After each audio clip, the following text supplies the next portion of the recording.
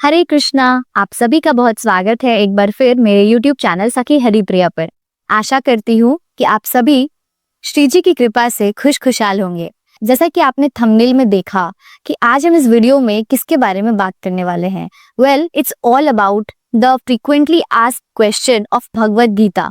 जब कोई बिगिनर भगवद गीता को पढ़ने के बारे में सोचता है तब उसके मन में बहुत एक्साइटमेंट रहती है, बिकॉज उसे पता है कि भगवद गीता पढ़ने से उसका कल्याण होने वाला है। तो वो खुश रहता है और उसे पढ़ने के लिए प्रोसीड करता है। लेकिन उसका जो ये आत्मबल है या कॉन्फिडेंस है वो वहां जाकर ब्रेक डाउन हो जाता है जब उसे भगवद गीता के श्लोक रीडिंग करने नहीं आते, या फिर श्लोक रीडिंग करने के बाद उसे तात्पर्य समझ में नहीं आते। किसी किसी को तो स्टार्टिंग में नहीं समझने के आने के बाद उनका कॉन्फिडेंस ऐसे गिरता है कि फिर वो मान लेते हैं कि भगवद गीता को समझना इज लाइक चाइनीज अर्थमेटिक, पढ़ के भी हमें कुछ समझ में नहीं आ रहा है। इस तरह की चीजें उनके माइंड में रोटेट करते हैं, जिसके बाद वो भगवद गीता के बारे में नेगेटिव थॉट बना लेते हैं। सबसे पहले तो हमें भगवद गीता को पढ़ने के लिए उसके स्ट्रक्चर को समझना बहुत जरूरी है, क्योंकि जब आप एक बार भगवद गीता के स्ट्रक्चर को समझोगे तभी तो आपको पता चलेगा कि आपको कैसे कैसे प्रोसीड करना है।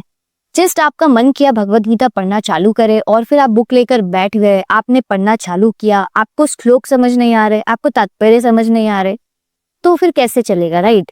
तो इसीलिए सबसे पहले हमें कुछ चीजों को पहले जानना पड़ेगा अच्छे तरीके से, तभी जाकर हम भगवद गीता को समझ पाएंगे। और सबसे पहली बात तो मैं आप सभी को ये बता दूं कि भगवद गीता कोई एक बार पढ़ के समझ जाने वाली चीज बिल्कुल नहीं है। भगवद गीता एक बहुत पठित ग्रंथ है, मीन्स ऐसा बुक है जिसे सब कोई पढ़ते हैं और बार बार पढ़ते हैं।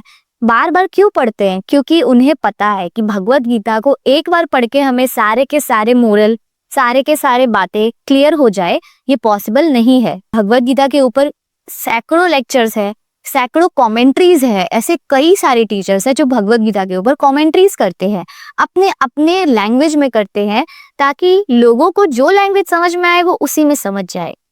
इसलिए क्योंकि Bhagavad Gita is really very important for the generation and for human welfare. So ये इंपॉर्टेंट बात है। अब भगवद गीता अगर एक बार में समझ नहीं आ रही है तो ये कोई दुखी होने वाली बात नहीं है। Bhagavad Gita is really complex और उसे समझना भी कॉम्प्लेक्स है। तो हमें चाहिए कि हम कुछ बातों का ख्याल रखें और तब भगवद गीता को पढ़ना चालू करें। सबसे पहले मैं आप लोगों को ये बताऊंगी कि भगवद गीता को एक कोर्स की तरह लीजिए। जैसे आप किसी कोर्स में एनरोल करते हैं तो आप उसके स्ट्रक्चर्स को समझते हैं, आप समझते हैं कि उसमें कितने सेमेस्टर होने वाले हैं, हमें कब कब मॉक टेस्ट देना है, हमें कब कब अपना खुद का चेक करना है कि हमें कितना आया नहीं आया, मीन्स रिविजन करते रहना है। हम इस तरह से एक कोर्स को लेते हैं, चाहे वो कोई भी कोर्स हो। तो सबसे पहले भगवद गीता के स्ट्रक्चर को समझते हैं। भगवद गीता में टोटल 18 चैप्टर्स हैं, यानी कि 18 अध्याय हैं, और आपको इसमें 700 श्लोक देखने को मिलेंगे। भगवद गीता के श्लोक के नीचे ठीक उसका तात्पर्य लिखा हुआ होता है। वो तात्पर्य भी अपने आप में कॉम्प्लेक्स होता है।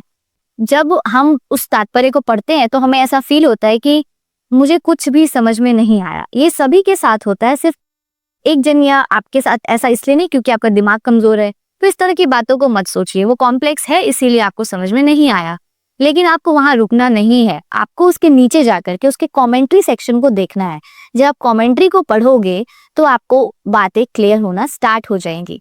कमेंट्री अब डिपेंड करता है कि आप किसकी कमेंट्री पढ़ रहे हैं। Personally I refer two of the commentaries. पहला तो इस्कॉन के जो फाउंडर है एसी भगवती वेदांत स्वामी श्रील प्रभुपाद, आप उनकी कमेंट्री को अगर पढ़ोगे तो आपको बातें बहुत ही इजी वे में ट्रांसफर होंगे आपके ब्रेन में, आपको समझ में आने लगेगा। उसके बाद जो गोरखपुर एक्सप्रेस का जो पब्लिशिंग होता है, हम जब उसे पढ़ेंगे तो हमें वो भी आराम से समझ में आएगा। लेकिन सबसे इम्पोर्टेंट बात तो ये है कि आपको पहला चैप्टर समझ में नहीं आ रहा है तो आप वहां क्विट कर दोगे। आप दूसरा चैप्टर तक गए, आपको समझ में नहीं आ रहा, क्विट कर दोगे, तो आपको भगवद गीता कैसे समझ में आएगी? आपको उसे मन में बना करके आपको स्टार्ट करना है और 18 चैप्टर तक खत्म करना है। जब आप 1 to 18 जाओगे तो और कुछ हो ना हो पर आपके मन में श्री कृष्ण को लेकर के प्रेम भाव, श्रद्धा भाव, ये सब तो उत्पन्न होने स्टार्ट हो जाएंगे। जैसे ही ये होने स्टार्ट हो जाएंगे फिर आपको मन करेगा कि मुझे ना समझ में नहीं आया, मैं एक बार फिर से पढ़कर देखती हूँ या देखता हूँ। तो आप फिर से उसे पढ़ने का ट्राई करोगे। जब आप उसे पढ़ने का फिर ट्राई करोगे तो आपको नहीं भी तो आपको कम से कम 40% की समझ में आने लगेगा। आपको फिर एक साइकिल रिपीट करना है, फिर एक साइकिल रिपीट करना है, और आपको इसका हैबिट बना लेना है कि आपको भगवत गीता को एक साइकिल के रूप में पढ़ना है। बहुत से ऐसे लोग होते हैं जो भगवत गीता के एक श्लोक का पाठ हर दिन करते हैं और इस तरह से वो अपने साइकिल को कंप्लीट करते हैं। बहुत सारे लोग ऐसे भी होते हैं जो एक एक अध्याय का पाठ हर दिन करते हैं और अपने साइकिल को कंप्लीट करते हैं। तो इस तरह से हम भगवत गीता को कंसिस्टेंसी के फॉर्म में अगर लेकर के रिविजन कर करके पढ़ते रहे तो ऐसा नहीं है कि हमें समझ में नहीं आएगा। अब जब हम सिलेबस यानी कि स्ट्रक्चर को समझ जाएंगे तो हमारा काम है, हमारा थर्ड स्टेप है हमारे मेंटर्स को फिक्स करना। मेंटर्स कहने का मतलब ये है कि जब आप कोई कोर्स में एनरोल करते हो तो आप अपने टीचर्स को फिक्स कर ले, लाइक मेरे मैथ्स टीचर ये रहेंगे, मेरे इंग्लिश के लिए ये टीचर रहेंगी और मेरे साइंस के लिए ये टीचर्स रहेंगे। उसी तरह भगवत गीता को पढ़ने के लिए भी आपको आपके मेंटर को फिक्स करना पड़ेगा। अगर आपके मेंटर फिक्स हो जाएंगे तो आपको वो हेल्प करेंगे इस तरह से कि आप भगवत गीता को समझ जाओ। भगवत गीता को समझाने के लिए यूं तो बहुत सारे लैंग्वेजेस में बहुत सारे अलग अलग तरीकों में कमेंट्रीज दिए गए हैं जिसे पढ़कर कोई आराम से समझ सकता है। इसके अलावा भगवत गीता पर ऐसे कई स्पिरिचुअल टीचर्स हैं जो अपने ऑनलाइन वीडियोस के थ्रू या अपने लेक्चर्स के थ्रू समझाने का प्रयास करते हैं। तो अगर कोई इंसान चाहता है कि उसे भगवत गीता समझना है तो वो किसी मेंटर की हेल्प ले सकते हैं। हमने यहाँ 3 स्टेप के बारे में बात किया। पहले हमें उसके स्ट्रक्चर को समझना है जो है 18 चैप्टर्स 700 श्लोक। अगर श्लोक समझ में ना आए तो आप तात्पर्य को पढ़े और तात्पर्य समझ में ना आए तो आप कमेंट्री को तो जरूर पढ़े। सेकेंड बात हमने ये की कि आपको उसे बीच में नहीं छोड़ना है, आपको उसे 1 से लेके 18 तक पढ़ना है और साइकिल में पढ़ते रहना है, तभी जाकर के भगवत गीता आपको समझ में आएगी। थर्ड हमने पढ़ा कि हमें अपने मेंटोर को कंफर्म करना है, मेंटोर को फिक्स करना है ताकि हमें हेल्प मिल सके। अब कोई भी चीज बिना किसी टीचर के नहीं हो सकता। अगर आपको कोडिंग सीखनी है तो आप ऑफ कोर्स खुद से नहीं कर लोगे या फिर जस्ट यूट्यूब वीडियो देख करके नहीं कर लोगे। यूट्यूब वीडियो देख कर करोगे भी तो भी वहां पे आपको मेंटर के ही जरूरत पड़ेगी, वहां पे अभी आपको टीचर की ही जरूरत पड़ेगी। तो जब आप हर चीज को एक टीचर की सहायता से कर रहे हैं, चाहे वो कुकिंग हो, चाहे वो कोडिंग हो, चाहे वो कोई भी कोर्स हो, तो फिर भगवत गीता को कैसे हम बिना किसी टीचर की हेल्प से खुद से समझ लेंगे? ये तो सोचना ही बेवकूफी है। इसीलिए सबसे अच्छी बात यह है कि आप अपने मेंटोर की हेल्प ले। आपके ऊपर है, आप कोई भी मेंटोर के ऊपर हेल्प ले सकते हैं। बात ये ध्यान में रखिए कि जिस मेंटर ने आपको पहला अध्याय समझाया है वही मेंटोर आपका 18th चैप्टर तक आपके साथ होना चाहिए।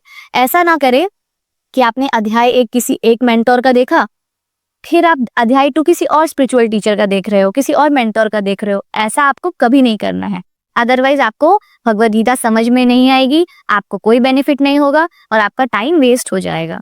अच्छा, अब इस बारे में बात करते हैं। बहुत सारे ऐसे लोग हैं जो सोचते हैं कि भगवत गीता पढ़ने के बाद हम तो बन जाएंगे संत, हम तो बन जाएंगे भक्त, हम अपने कर्मों से मुंह मोड़ लेंगे, हम अपने कर्मों की ओर ध्यान नहीं देंगे। तो इस तरह की बातें बिल्कुल नहीं है। भगवत गीता के चैप्टर 2 में भगवान श्री कृष्ण ने साफ साफ कहा है कि कर्म से बड़ा कुछ नहीं होता है।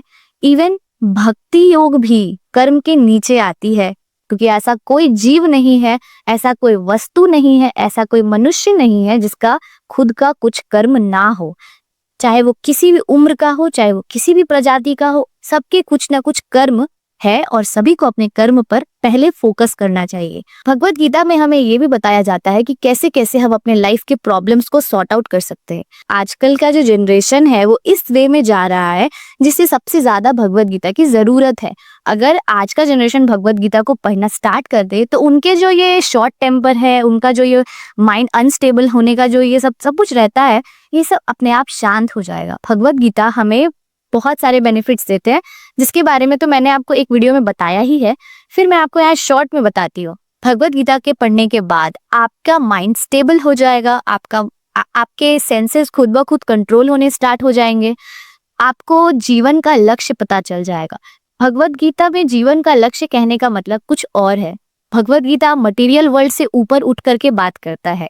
मटेरियल वर्ल्ड में हमारे गोल और एम्बिशंस कुछ और हो सकते हैं, लेकिन जैसे ये भौतिक जीवन, जैसे ये मटेरियल वर्ल्ड टेम्पररी है, परमानेंट नहीं है, उसी तरह वो जो हमारे गोल्स और एम्बिशंस है वो भी टेम्पररी है, परमानेंट नहीं है।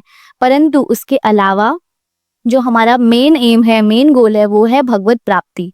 इसीलिए हमें सब कुछ करना है, सारे कर्मों पे ध्यान देना है, लेकिन सबसे पहले हमें अपने जो मेन एम है, मेन गोल है कि हमें कृष्ण की प्राप्ति करनी है, उसे तो माइंड में सबसे पहले रखना है और हर काम को श्री कृष्ण को समर्पित करके करना है। तभी उसे हम निष्काम भाव और निष्काम कर्म कह सकते हैं।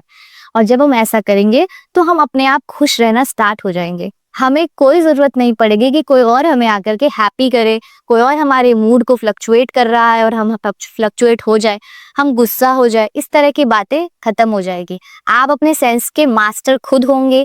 आप खुद सोचोगे कि मुझे कब गुस्सा करना है, कब नहीं करना है, कब मुझे क्या बोलना है। आप खुद ब खुद अपने आप को हैंडल करना स्टार्ट कर लोगे। और इस दुनिया में सबसे स्ट्रांग आदमी वही होता है जो अपने सेंसेस का मास्टर होता है। इसीलिए भगवत गीता आपको इसमें भी हेल्प करेगा। भगवत गीता को पढ़ने के बाद इंसान का पर्सपेक्टिव पूरी तरह से बदल जाता है। उसके डिजायर्स खत्म हो जाते हैं, उसके डिजायर्स सीमित हो जाते हैं, और तो और वो लालसा करना छोड़ देता है, वो भागना छोड़ देता है, और वो हर चीज को भगवान की इच्छा समझकर एक्सेप्ट कर लेता है। तो कुल मिला के भगवत गीता को पढ़ने के बाद सेटिस्फैक्शन, एक्सेप्टेंस जैसे चीजें भी हमें मिल जाती है। सेंस कंट्रोल करना हो या फिर हमें अपने छोटे छोटे प्रॉब्लम्स का सलूशन चाहिए, वो सब भगवत गीता में मिल जाता है। भगवत गीता को आपको मेंटर्स की सहायता से पढ़ना है, खुद से रिवीजन करते रहना है और साइक्लिक वे में पढ़ना है। ऐसा नहीं कि एक बार पढ़ लिया और हमें समझ में आ गया, ऐसा नहीं करना है। आई होप आपको ये वीडियो में पूरी की पूरी इन्फॉर्मेशन मिल गई हो और आप डिसाइड कर चुके होंगे कि आपको भगवत गीता कैसे पढ़नी है। ठीक है, मिलते हैं अब अगले वीडियो में। तब तक के लिए राधे राधे, जय श्री कृष्णा।